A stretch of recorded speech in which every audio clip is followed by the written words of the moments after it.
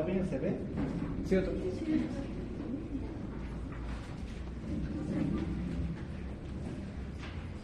Ahora le vamos a poner color para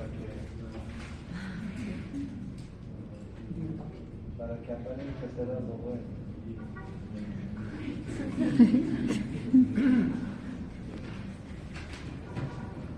Ahora sí. ¿Está viendo, ve? Sí, otro. ¿Quién de ustedes ha padecido sífilis?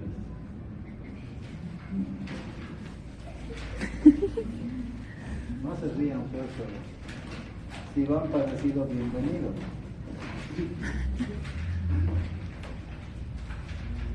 Bueno, el tema ya lo han visto, es con relación a sífilis. Nuevamente ahí, treponema pallidum, que es el agente etiológico de esa enfermedad. Y lo que van leyendo, bueno, muchas de las cosas lo he sacado del internet, así que pueden encontrar lo mismo en el internet. Con inteligencia artificial también muchos detalles. Sin embargo, hay dos puntualizaciones que voy a hacer que les va a servir bastante para la vida profesional y para luego seguir leyendo bastante. A lo largo de su actividad juvenil han debido escuchar siempre, y el detalle es, les hablo con mucho respeto, este tema de las infecciones de transmisión sexual, y siempre en el colegio, en la escuela, en tus grupos, inclusive hoy mismo deben decir sífilis y empieza a estremecerte la pelvis, ¿no? ¿Por qué? Porque como estamos en ese hábito de conocer la intimidad, entonces a veces las enfermedades de transmisión sexual es el punto de partida de muchas cosas que van a vivir ustedes, y ojalá nunca les toque nada malo. Sin embargo, como médico tienes que saber resolver. El tema es conocimiento general y la particularidad ya la darás tú dependiendo de la especialidad que hagas, del interés médico que tengas, ¿no? Entonces, si han ido leyendo ya esa parte, a los alumnos, no sé si hay alguien que está aquí, y muchos deben estar haciendo, cuando ponemos el tema de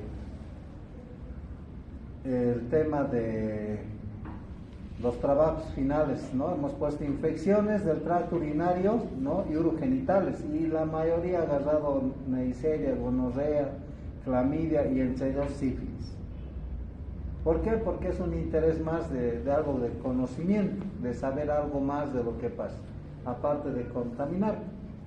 Y a veces ocurre que esa contaminación no va de la mano de tus conocimientos, por eso es la intención. Bueno, entonces, estas son las espiroquetas que pueden ir observando, que es el agente etiológico de la sífilis. No se olviden, dentro de las formas bacterianas hay cocos, bacilos y espirilos. En espirilos tenemos los que son treponémicos, es decir, los fusiformes, ¿no? Las borrelias, por ejemplo, hay 3 formas. Entonces estos los encontramos dentro de esa morfología.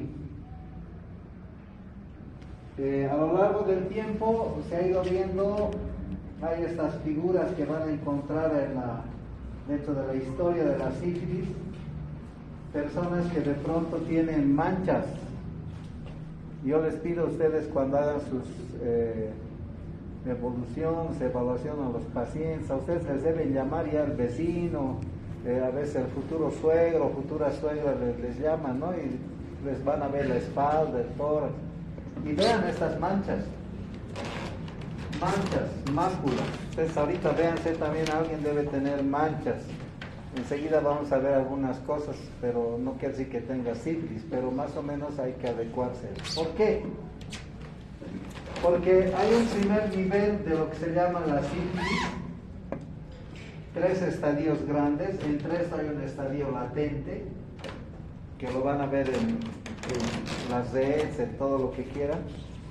Pero hay un primer detalle, ese famoso chancro sifilítico en el primer nivel. Normalmente lo vamos a seguir repasando, pero tienes un contacto de esos furibundos ahí cuando estás con la dama o el caballero, y bueno, pasa, pero a los 21 días, o sea, cerca al mes, o a veces a los 2-3 meses, te aparece en los genitales una herida a manera de una úlcera, al igual que el famoso fuego. ¿Alguna vez alguien tuvo fuego en la cavidad oral? Sí. Famoso beso de araña, ¿no es cierto? Las aftas. Pero en esta característica, luego vamos a ver, te salen esas úlceras, pero hay una característica, no te duele, pero salen las úlceras, y uno lo deja pasar. Normalmente no duele, no molesta, sale la úlcera, ya qué será, y en el pudor de la intimidad a veces lo tienes, lo ves, lo duchas, pero no pasa nada más. Y a veces uno lo deja mientras no te molesta. O a veces eso es tan activo que piensas que eres parte de los Avengers y bueno, pasa. Aquí dice 4 a 10 semanas, pero normalmente pasa 3 a 6 meses en el rango mundial. Hay una etapa de muchos autores, dependiendo de las regiones. En nuestro medio, en la altura, el metabolismo es lento. Por tanto, va a ocurrir de que a los 3 a 6 meses entres a la siguiente etapa. ¿Y qué es la siguiente etapa? Una diseminación en todo el cuerpo. ¿Por qué? Porque esa sífilis, que si bien ha ido de los genitales, de esa lesión epiteloide conocido como chancro, a veces se va, esa es la zona antigénica, no se olviden, de ahí van los macrófagos, lo llevan a los ganglios linfáticos. Ahí el treponema se defiende con todas las características y pasa por la vía linfática a torrente sanguíneo. Y de ahí va hasta la punta de las uñas o los pelos. Y listo, tienes la etapa 2 de lo que es la sífilis. Y es en todo el cuerpo. Y entonces existen esas famosas manchas, a veces se forman úlceras, dependiendo del caso y la inmunidad del paciente. Puede pasar mucho tiempo. En nuestro medio normalmente pasa 9 meses, 1 año. En otros países, como deben ver ahí, dice 3 a 15 años. En nuestro medio 2 años, a veces 10 años pasa. Y en toda esa etapa está el periodo latente. ¿Qué es periodo latente? Entre esta etapa y en esta otra etapa. Que cualquier rato, dependiendo del estado inmune de la persona, mientras el sistema inmune esté trabajando adecuadamente, esta enfermedad va a estar oculta, latente. Pero si el sistema inmune se deprime, aparecen otra vez chancros, otra vez más, puede existir una serie de eventos, inclusive a veces aparece el embarazo y puedes transmitir en forma vertical al nuevo ser. ¿Se da cuenta?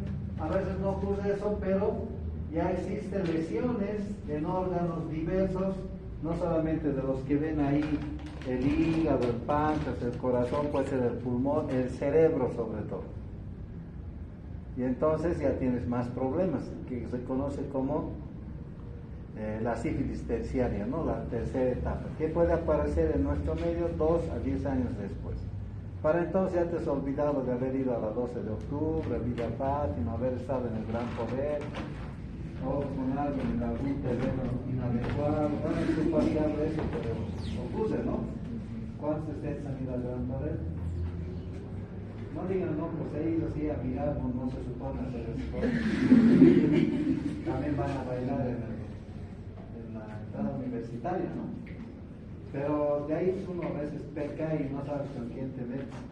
Entonces puede que ocurra que si es con una persona en la etapa 2 o en el periodo latente. Imaginen esas 2 etapas que tienen sus características y puede contaminarse. Entonces, de eso se trata esta enfermedad, que lo van a ver muy bien ustedes en infectología, lo van a ver bastante en pediatría, lo van a ver también en obstetricia, lo van a ver en la cátedra de urología, lo van a ver bastante. Ahí está el personaje más adecuado, más conocido por ustedes, me refiero a treponema, no de la foto.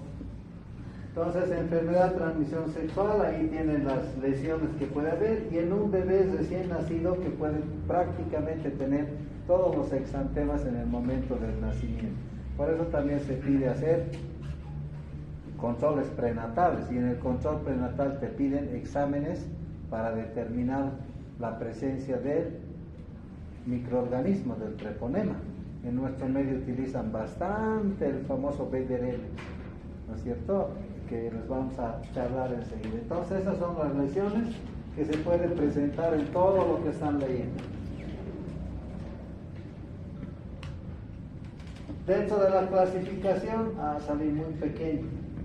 El agente causal de estas enfermedades taxonómicamente pertenece a la familia Spirochaceae. ¿Por qué? Porque tiene manera de espiras muy simétrica.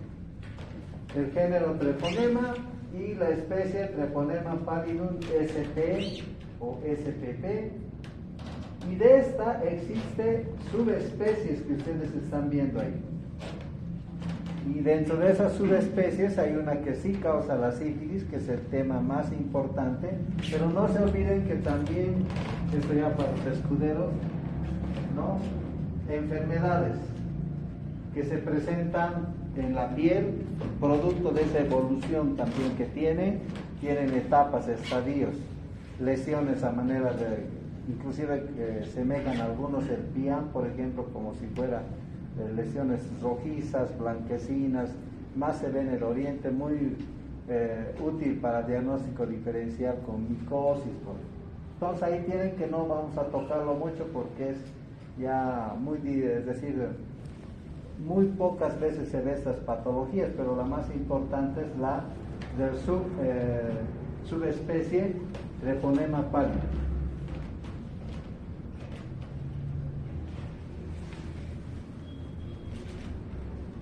Este microorganismo, si lo ven por allá, es de difícil cultivo. No se tiene medios de cultivo adecuado y algunas cosas que ustedes vayan leyendo en esta parte.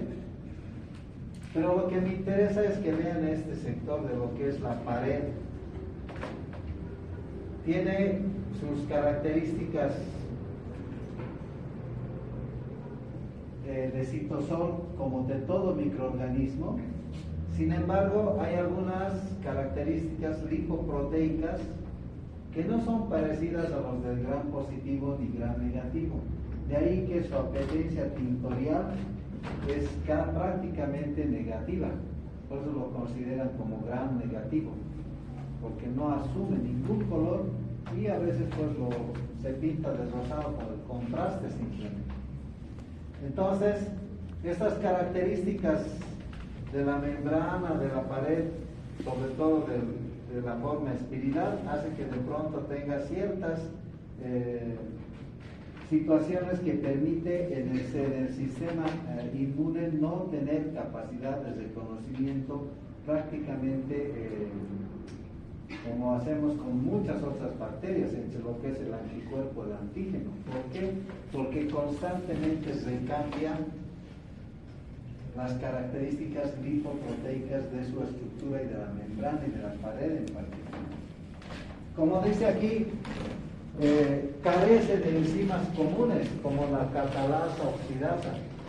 Por tanto, este microorganismo no vas a poder hacer pruebas que te permitan prácticamente conocerlo y reaccionarlo, y por consiguiente pues no vas a poder cultivar. De hecho, el crecimiento es lento, pero ¿en qué? En células o en productos de experimentación. De ahí que los medios de cultivo prácticamente no se utilizan más que simulando los postulados de Koch, utilizando animales de experimentación como los ratones, conejos, en algunos casos animales mucho más mayores, hámster por ejemplo. Entonces en ellos, a partir de eso podemos determinar sus genomas, todas las características, el tiempo de división celular, miren, más de 30 horas. ¿Por qué? Porque además es una bacteria mucho más grande, tal vez 15 micras, al igual que el bacilo de tuberculosis, tienen un periodo largo. muy largo de división celular. Por tanto, esos componentes hacen de que, miren, carece de lipopolisacáridos y contiene pocas proteínas. Todas esas lipoproteínas que les digo es lo único que contiene. No hay lipopolisacáridos, por tanto no hay gran negativo, no hay peptidoglucanos, nos tiene otra composición, lo que hace un poco difícil su interacción con el sistema inmune y la resistencia que le dan también.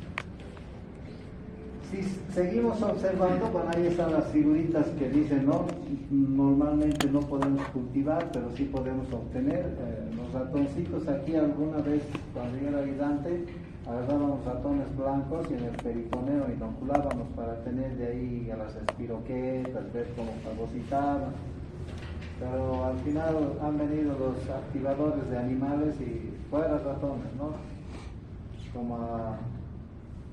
Como a Inglasa ya no hay dioterio más que para algún fin. Entonces hay algunas características relacionadas que ustedes están observando en cuanto al tamaño. Los extremos que vean siempre son rectos, ¿no? En cada uno de ellos se insertan 3 flagelos periplásmicos, lo que le va a dar el carácter inclusive de motilidad. Como dice aquí, son incapaces de desarrollarse en cultivos acelulares, por tanto necesitamos células, en este caso de conejo, puede ser de cabra, de ratón, podemos utilizar. Se ha intentado utilizar también células humanas, pero no se tiene la respuesta esperada porque son muy lábiles, ¿ya? Son extremadamente sensibles a la toxicidad, como por ejemplo el oxígeno, y las células para los cultivos, como para replicaciones virales, requieren oxígeno. Entonces, imagínense, la actividad no va a ser siempre la otra. Entonces, el motivo de incapacidad por la que el Treponema pallidum in vitro es una bacteria no realiza los ciclos tricarboxílicos. Ahora sí, este microorganismo, como mencionan aquí, fíjense este detalle, depende de células para todas las purinas y pirimidines, que estoy hablando de ácidos nucleicos, ¿está bien? Y la mayor parte de aminoácidos. Por tanto, este ciclo de Krebs, ¿se dan cuenta? Tiene estas características, los que ya conocen bioquímica, por eso lo que se realiza en gran parte son lesiones celulares, de tal manera que esa característica de esta bacteria hace que sea único en cuanto al diagnóstico diferencial y el no poder cultivar y depender mucho del tejido vivo del huésped, del hospedero. ¿Está bien? Y entonces va a producir gran capacidad de lesiones porque corta los circuitos, como dice aquí, termina utilizando esos componentes moleculares, alterando el ciclo de Krebs, utilizando de una manera inadecuada y provocando lesión tisular. En eso se concluye, lesión tisular. Por tanto, se ha demostrado que aquí arriba dice, carece de genes para producir enzimas como la catalasa, ¿no? El peróxido dismutasa.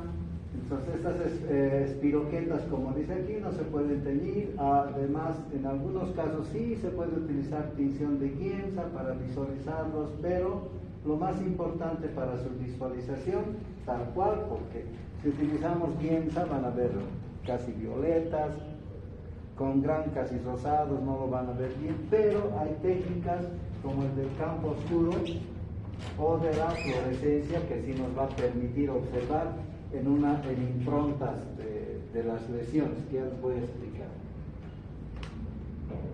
Entonces, existen de estas subespecies que hemos visto con esas características. Aquí tenemos que hemos visto las subespecies causantes de las patologías de cada uno de ellos en forma, miren, endémica en cuanto se refiere a la treponema endémico, ¿no? El carateo, que en nuestro medio no existen muchos pacientes, pero sí es bueno que usted, si va a ir al Brasil, en el Brasil sí existe. Entonces son microorganismos de subespecie que sí se quieren, inclusive la observación, el tratamiento necesario, no solamente por la parte clínica, sino por el diagnóstico diferencial.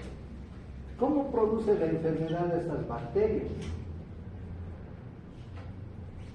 No presentan antígenos específicos en la superficie celular. Ese es un detalle que usted no debe olvidar. Usted dirá, pero ¿cómo hay subespecies? Es por las características genómicas que luego vamos a ver. La fibronectina del anfitrión, en este caso del hospedero, es su molécula con la que se adhiere, y a veces esa fibronectina hace que esté bañada todo el microorganismo para poder confundir al sistema inmune. La hialuronidasa, dice ahí, facilita la infiltración perivascular, es decir, que de pronto tiene producción de hialuronidasas. Son enzimas que van a interactuar con el sistema colágeno y fácilmente puede diseminarse a través por todos los tejidos. Por tanto, utilizando las 5 hemolicinas, con hemolicinas para la lisis a través de lo que es las moléculas, particularmente de la fucosa de los glóbulos rojos, va a provocar lesiones, y a partir de eso los desmosomas de las células endoteliales se van a lesionar. Por tanto, usted lo que va a tener son lesiones tisulares constantes. Lesión tisular del área al que está atacando. Por ejemplo, si es de la piel, las mucosas, la lesión tisular, por tanto vas a tener queratina, desmosomas con membranas proteicas sueltas. Si está en el pulmón va a haber neumocitos con membranas proteicas, y en el glóbulo rojo el factor LHD discompuesto, dependiendo de las lesiones. Si va a ir al corazón, la fibronectina del músculo estriado destrozado, es decir, con las lipoproteínas directas, sueltas, a todo nivel. En otras palabras, más o menos es como una autoinmunidad que te produce, porque va lesionando, destruyendo el tejido donde se encuentra. ¿En el afán de qué? De consumir su vida, que es lenta, alterar el ciclo de Krebs, conjuntamente la célula que le alberga. ¿Por qué les menciono eso? Porque a la fecha es una de las enfermedades, patologías descuidadas.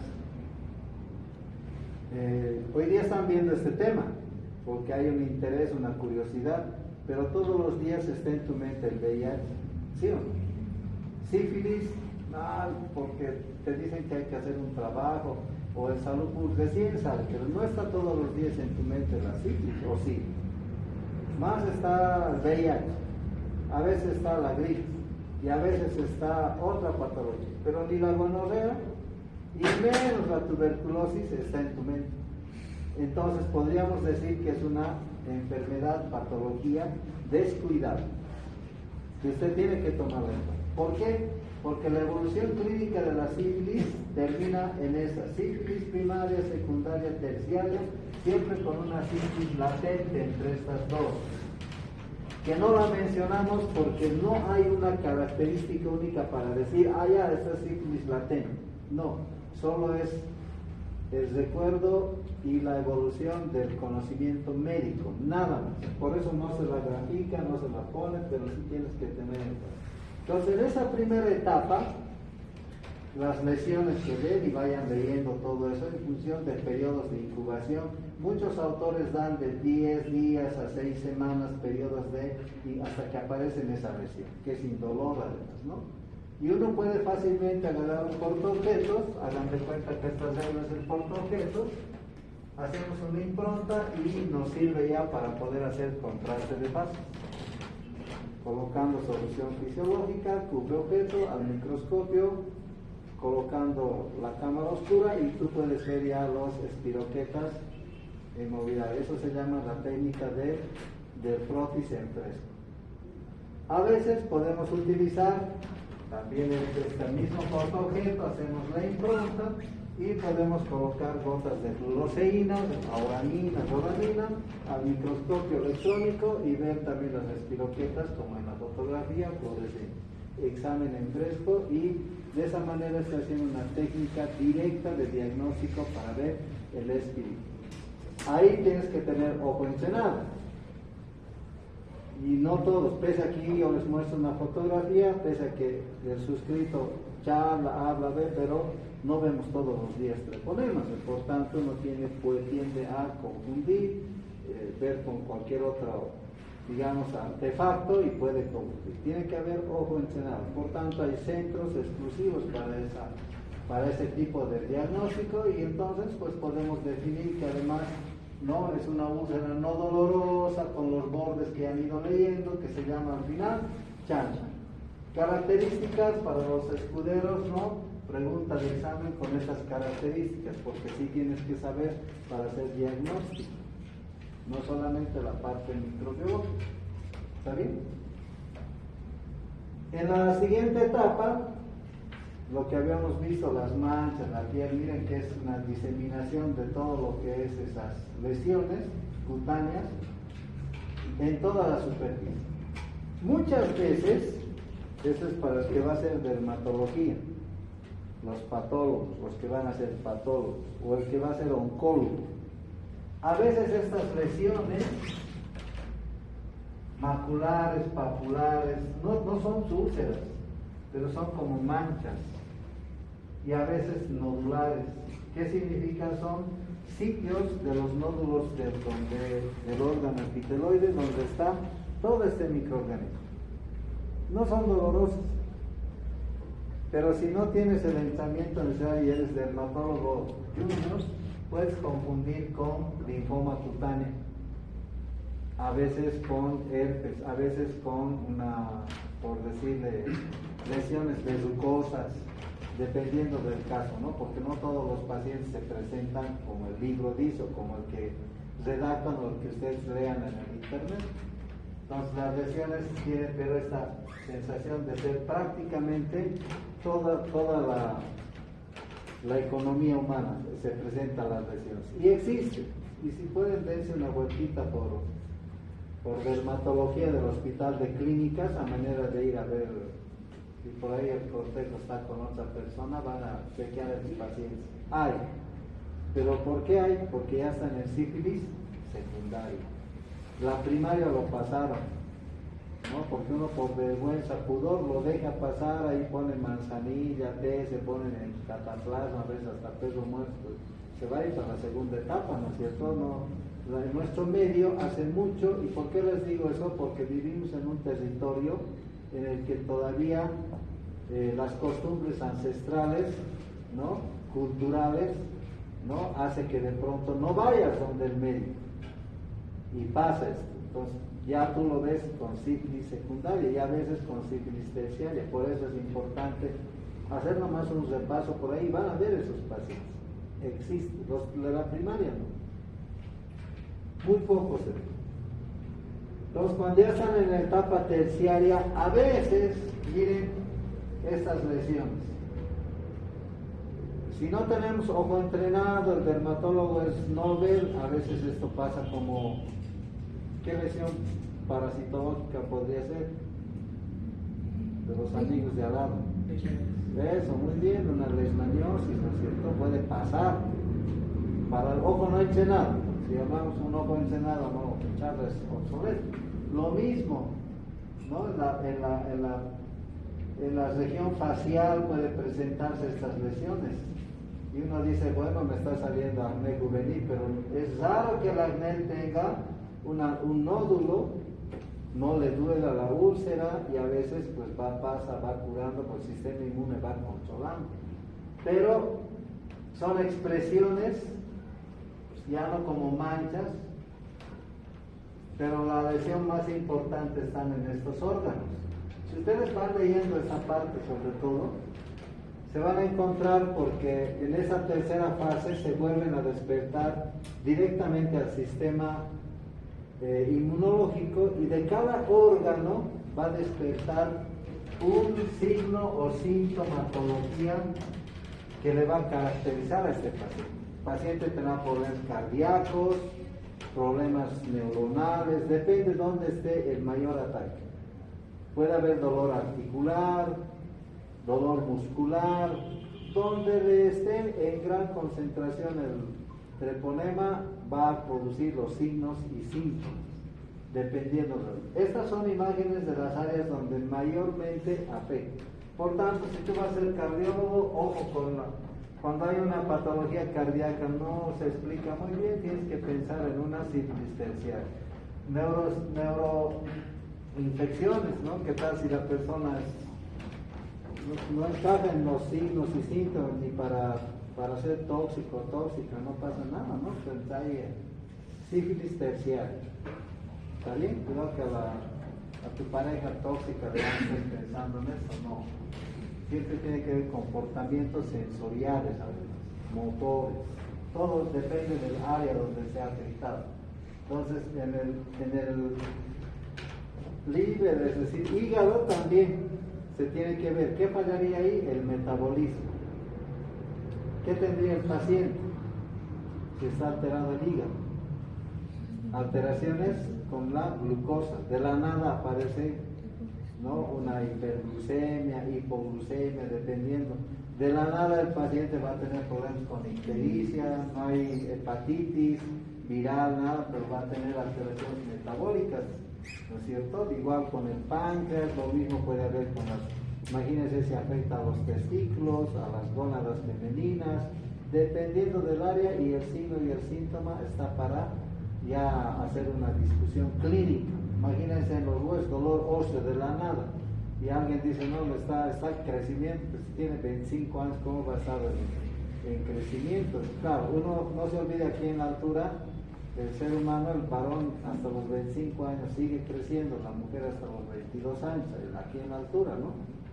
Pero a los 30 años dolor de hueso, que te digan que hay crecimiento, estiramiento, nada que... ¿Qué está ocurriendo? Una sífilis terciaria. Y de por sí en la radiología existirá alteraciones a manera de sacrobocado, lesiones que son típicas, que se confunden incluso con mieloma múltiple en algunos casos. Bueno, esto es sacado del internet, más o menos un algoritmo de unas respuestas en las que se puede dar si se adquiere el contacto directo en la mucosa. No se ve bien, pero les sugiero entrar al internet y van a encontrar este algoritmo de las lesiones y la forma de poder capturar la sífilis secundaria, la sífilis terciaria.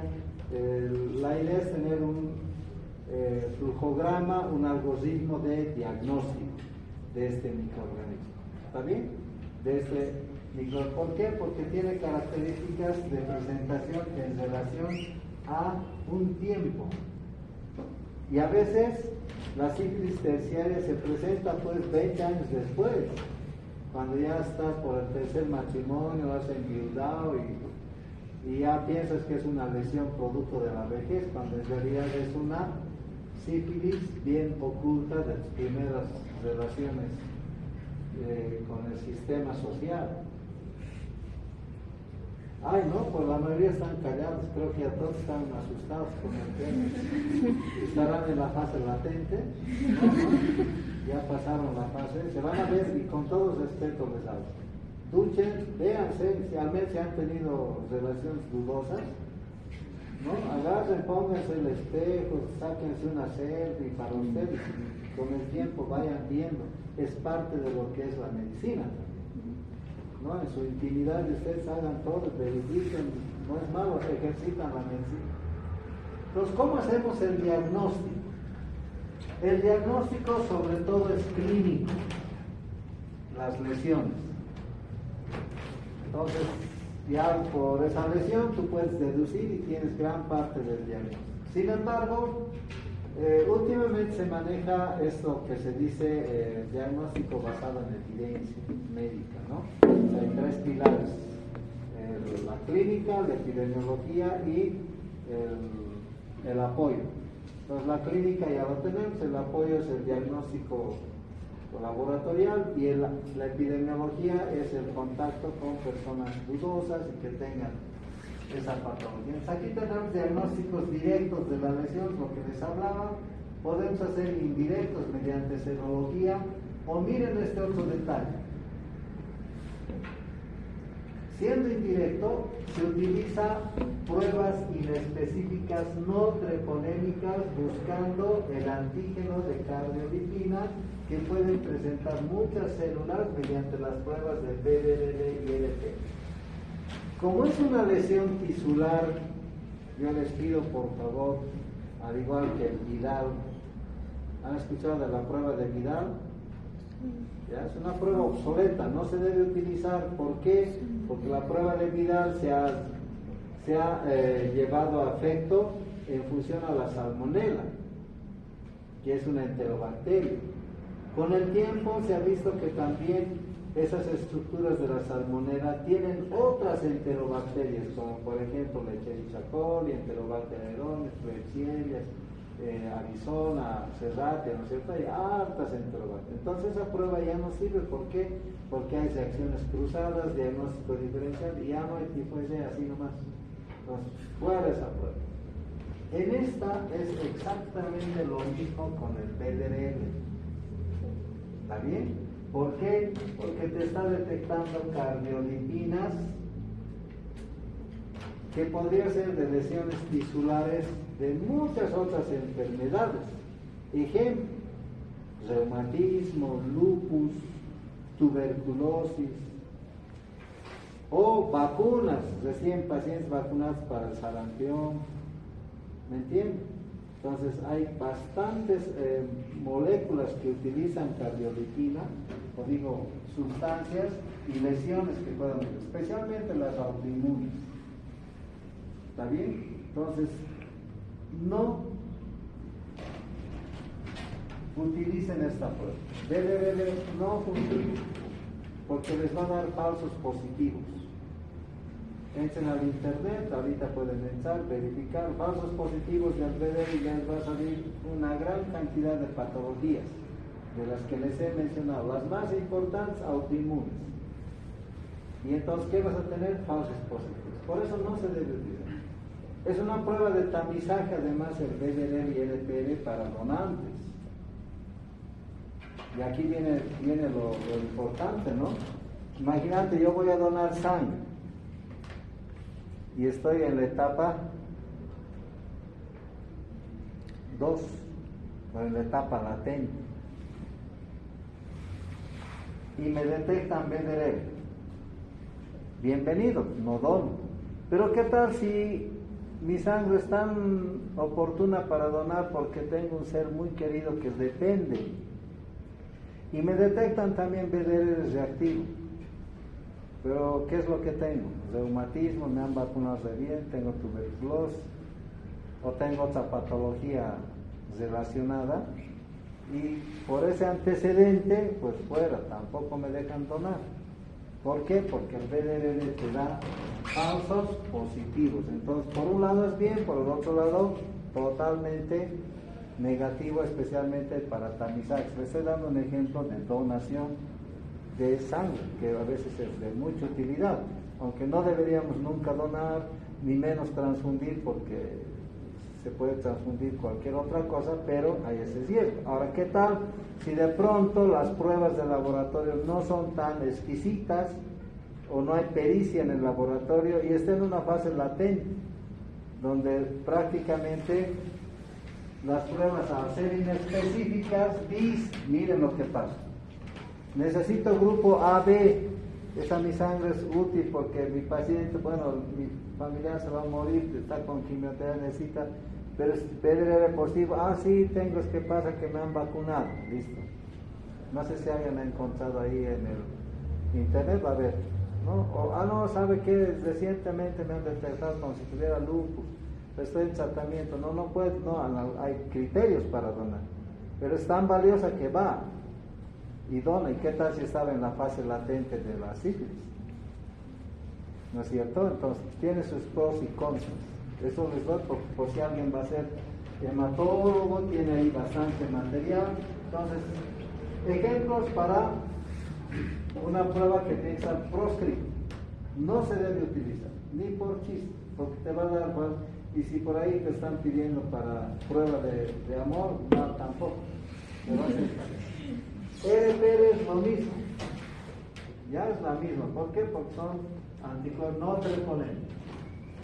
Hay algunas que sí son específicas, porque te buscan partes estructurales de este Y entonces en ese caso, estos que se conocen como antígenos treponémicos o anticuerpos con reestructuras lipídicas, te va a permitir inclusive en treponemas, en este caso de la hialuronidasa, se sirve. ¿Por qué? Porque prácticamente te hace. Últimamente el que más se maneja es las pruebas de ELISA, de radioinmunensayo ligado a una enzima, que sí te busca también, pero tiene su sesgo limitado. Y por suerte hace 2 años ya empezaron a trabajar con el genoma, famoso PCR, ¿no es cierto? Hay 4 tipos de PCR, ¿no? De transcriptasa reversa, en tiempo real, de antígenos y de floculación. Entonces se utiliza y nos hemos acercado ya casi a un 98%. Entonces, para el momento hay paneles de diagnóstico de infecciones de transmisión sexual, entonces sífilis, ahí hay gonorrea, clamidias, ¿no? Micoplasmas, todo está en un panel, es carísimo, pero tiene mayor especificidad, no, mayor sensibilidad, tratando de acercarse a la especificidad con genomas, el famoso NAT también, ¿no? La secuencia de ácidos nucleicos que en función a las purinas y pirimidines que hemos visto hace un instante, ¿no? Se puede trabajar y ya tienes mejor especificidad. Son un poquito caras, pero de mayor utilidad, por tanto estas pruebas fuera de nuestro rango de trabajo, le va a desprestigiar si sigue utilizando. Entonces el diagnóstico, para que resumamos, tiene en la sífilis primaria microscopio de campo oscuro, inmunofluorescencia y en algunos casos recomiendan biopsia. Y en la sífilis secundaria, latente, terciaria, algunos autores lo llaman como aquí, ¿no? De tardía, entonces el BDRL no. ¿Por qué lo sigo mencionando? Porque se sigue manejando. Yo no puedo dejar de hacer eso, pero mi charla es un pequeño grano frente a una montaña de todo el país y partes del norte argentino siguen manejando. Es más, la empresa que fabrica, creo que solo para Bolivia fabrica los reactivos, al igual que el Pilar, porque ya no se debería utilizar. Pero sí, se tiene que utilizar la búsqueda de anticuerpos de floculación con el treponema para poder trabajar frente a ellos, y actualmente el PCR, la reacción en cadena de los polímeros, la biopsia desde ya nos va a llamar mucho la atención para ver el flow. Por tanto, usted me dirá, ¿cuál es la mejor entre todas estas? Todavía la fresca. Pero ¿quién muestra su úlcera, no? Muy rara vez. O se atrevería, ¿no? Ni a la amiga, o la amiga te va a hacer bullying, ¿no? Entonces, hay algunas pruebas bioquímicas, dado que no es cultivable, como dice aquí, de diagnóstico, generalmente las pruebas de precipitación, floculación, que todavía se sigue utilizando. No les puedo quitar eso porque es así, ¿no? Entonces, hay una secuencia de la determinación, la presencia de inmunoglobulina IgG. ¿Por qué? Porque yo tengo que buscar si la persona tuvo contacto con el treponema. Entonces las pruebas de ELISA son útiles para ver si ha habido contacto. ¿Cuál pido?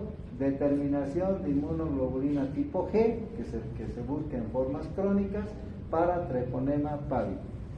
Si considero que el paciente está en una fase aguda, tendré que pedir detección mediante la prueba de ELISA de inmunoglobulina tipo M para treponema pálido. SP, siempre SP, no vamos a buscar otro, que no hay tampoco. ¿Está bien? Y el diagnóstico de la neurosífilis, ¿verdad? Tendré que buscar eso, pero el líquido cefalorraquídeo,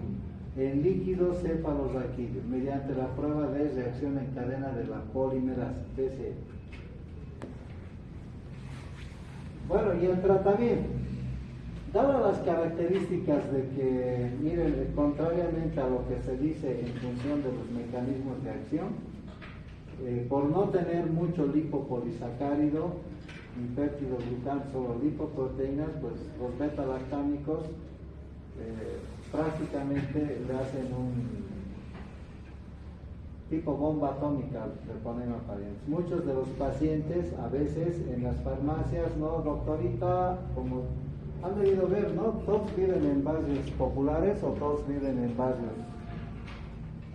Creo que todos en barrios populares, ¿no? Les veo utilizar bastante ropa holgadita, humilde. Por no decir de las 16. De las 16 de obrajes, pero no se ve nada. Entonces, ¿qué pasa en la farmacia? Es que yo veo por el barrio donde vivo, algunos no saben que soy médico y entro y doctora, la farmacéutica es capeluz en el diagnóstico porque va a vender luego, le da penicilina con dexametasona, todos los pupusí les dan, han debido ver también ustedes, ¿no? Lamentablemente es venta libre en nuestro país, no debería ser así, pero se hace un consumo inadecuado. Entonces la penicilina prácticamente es certero. Entonces van, señorita doctora, tengo lesión ahí, a la farmacéutica ya sabe, penicilina y asunto concluido. Ojo, puede ser que esté en una etapa inicial o que el sistema inmune no agarre bien o existe a veces resistencias, la clínica es diferente, no todos somos iguales, por tanto hay la probabilidad de que más bien continúe la enfermedad. Por eso también recomienden, transmitan ustedes, no a la automedicación, ni mucho menos hacer el usufructo de los profesionales farmacéuticos, que lo hacen de buena fe, ¿no? Pero a veces más está ligado al elemento económico.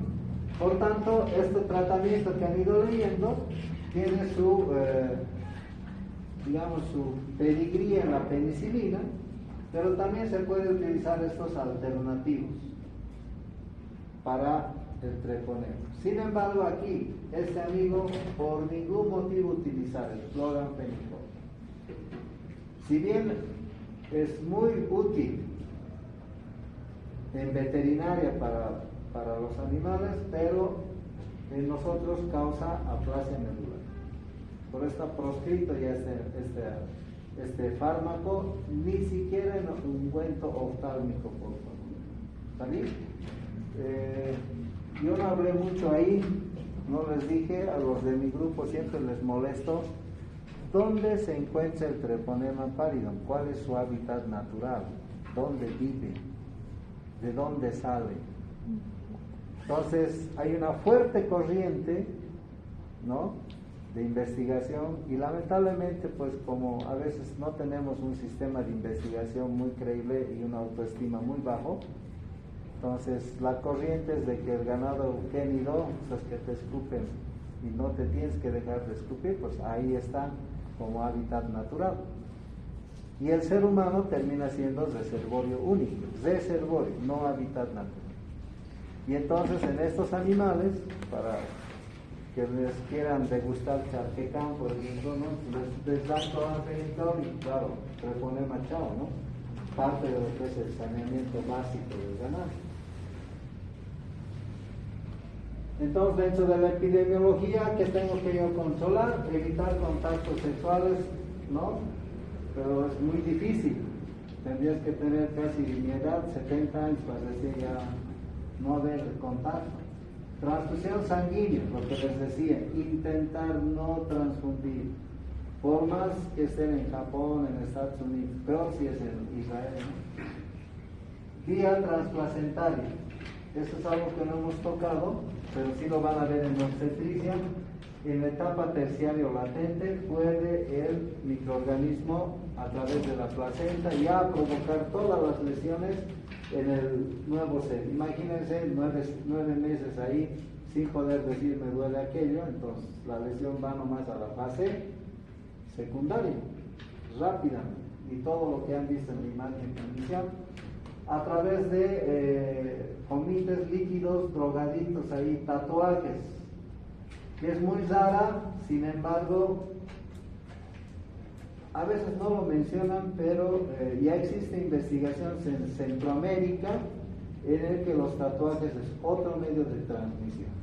En nuestro medio no hay investigaciones, así que por favor, les pido muy fraternalmente, no se tatúen, no por este tema, sino porque hay problemas de autoinmunidad.